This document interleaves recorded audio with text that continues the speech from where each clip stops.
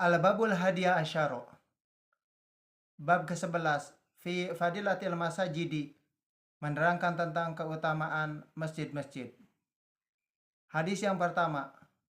qala Nabi sallallahu alaihi wasallam, bersabda Nabi sallallahu alaihi wasallam, al-masjidu baitu kulli mu'minin. Masjid itu ialah rumah setiap orang mukmin. Hadis yang kedua, wa qala sallallahu alaihi wasallam,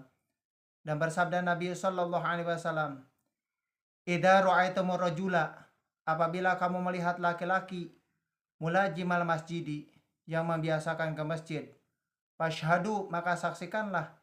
lahu baginya bil imani, dengan iman. Hadis yang ketiga, wa qala sallallahu alaihi wasallam, dan bersabda Nabi sallallahu alaihi wasallam, man takalama, barang siapa yang berbicara atau mengobrol,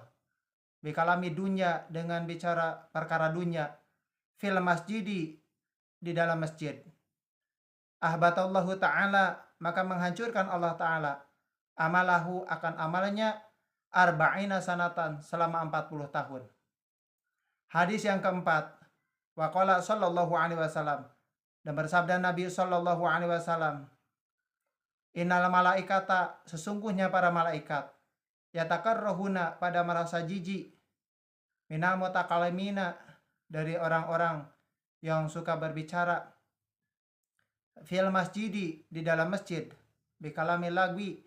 dengan pembicaraan yang sia-sia, walajuri, dan yang menyimpang dari kebenaran.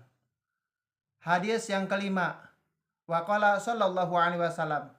dan bersabda Nabi sallallahu alaihi wasallam, syarul biqai, seburuk-buruknya tempat, aswaquha, ialah pasarnya, wa khairul biqai, dan sebaik-baiknya tempat, masajiduha, ialah masjid-masjidnya. Hadis yang keenam, wa qala sallallahu alaihi wasallam, dan bersabda Nabi sallallahu alaihi wasallam, idza dakhala ahadukumul masajida, apabila masuk salah seorang dari kamu ke masjid, fala yajris, maka ia tidak boleh duduk, hatta yusolliya, sehingga ia melaksanakan sholat, rakaataini, 2 rakaat. Hadis yang ketujuh, wa qala sallallahu alaihi wasallam, dan bersabda Nabi sallallahu alaihi wasallam, irtafa'atil masajidu, semua masjid pada naik, syakiyatan, unjuk rasa atau mengeluh, min ahliha, tentang keadaan penghuni-penghuninya, alladina, yaitu orang-orang, yatakalamuna, yang suka mengobrol atau bercakap-cakap, fiha, di dalamnya, bikalami dunya, dengan obrolan perkara dunya, bikalami dunya, dengan obrolan perkara dunya, pal yastakbiluha, lalu menghadap kepadanya, al malaikatu, para malaikat, patakulu, maka berkata malaikat, irji'i, kembalilah kamu, faqad bu'isna, maka sungguhnya kami, bihalakihim, faqad bu'isna, maka sungguhnya kami telah diutus, bihalakihim, untuk membinasakan mereka. Hadis yang ke-8, wa qala sallallahu alaihi wasallam, dan bersabda Nabi sallallahu alaihi wasallam,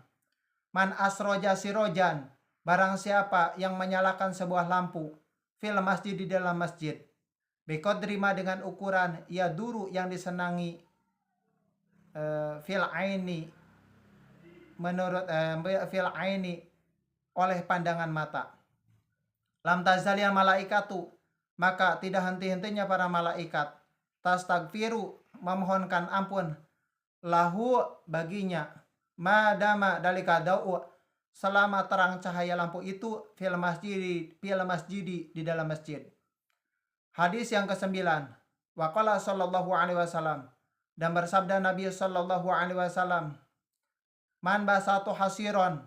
barang siapa yang menghamparkan sebuah tikar, fil masjidi, di dalam masjid, lam tazalil malaikatu, maka tidak henti-hentinya malaikat, tastagfiru lahu, memohonkan ampunan baginya, madama dalika hasiru, selama tikar itu, fil masjidi, di dalam masjid. Hadis yang ke-10.